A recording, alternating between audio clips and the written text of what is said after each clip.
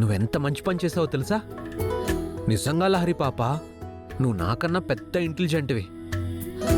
ఎందుకంటే నువ్వు కరెక్ట్ టైంకి ఆ డాక్యుమెంట్స్ మీద నీళ్లు పోసావు. ఈరోజు నువ్వు చేసిన పని వల్ల మన కంపెనీ సేవ్ అయింది. నీ వల్ల చాలా పెద్ద ప్రమాదం తప్పింది.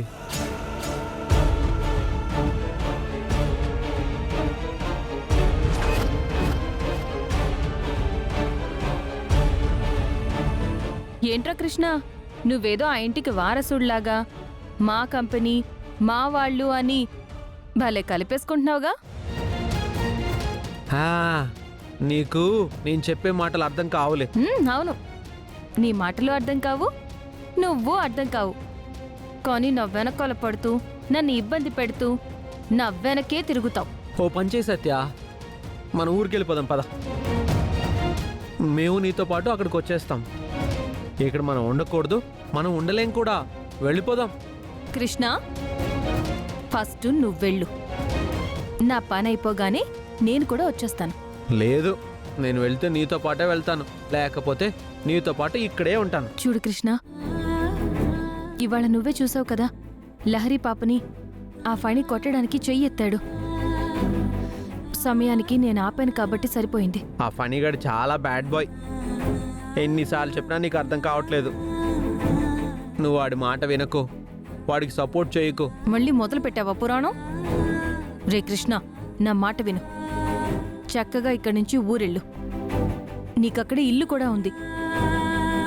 వీళ్లతో నువ్వు లహరి పాప మాటలు పడాల్సిన అవసరం అంతకంటే లేదు. నువ్వు వెళ్ళిపోరా. నేను వెళ్ళను. నాతో పాటు నువ్వు వస్తానంటే చెప్పు, నీతో పాటు నేను ఊరికి వస్తా. కృష్ణ, నువ్వెలాంటి వాడివంటే చెప్పు కంటుకున్న బబుల్ గమ్ లాంటి వాడివిరా. నిన్ను వదిలించుకోలేం, నువ్వు నన్ను వదలవు. మీ బాబు కూతుళ్ళు మొండి కట్టాలి. మీకు చెప్పి చెప్పి నేను అలసిపోయాను.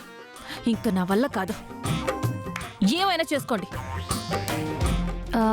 మీ ఓనర్లంటే ఎవరన్నా?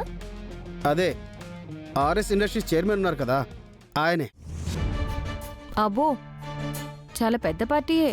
ఏం పెద్ద పార్టీయో. ఏంటన్నా అలా అన్నావు? సిటీలోనే టాప్ మోస్ట్ ఇండస్ట్రియలిస్ట్ కదా. కొంతమంది పైకి అలా కనపడతారు, కానీ లోపల జరిగేది వేరు.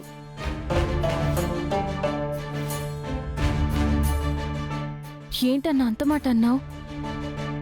వేల కోట్ల ఆస్తులు ఉన్నవాళ్ళు కదా. వందలు వేల కోట్ల, పైకంతా షోనే.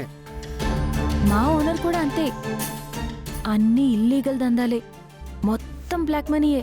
మీ ఓనర్ దగ్గర బ్లాక్ మనీ అయినా ఉంది, మా వాళ్ళ దగ్గర అది కూడా లేదు.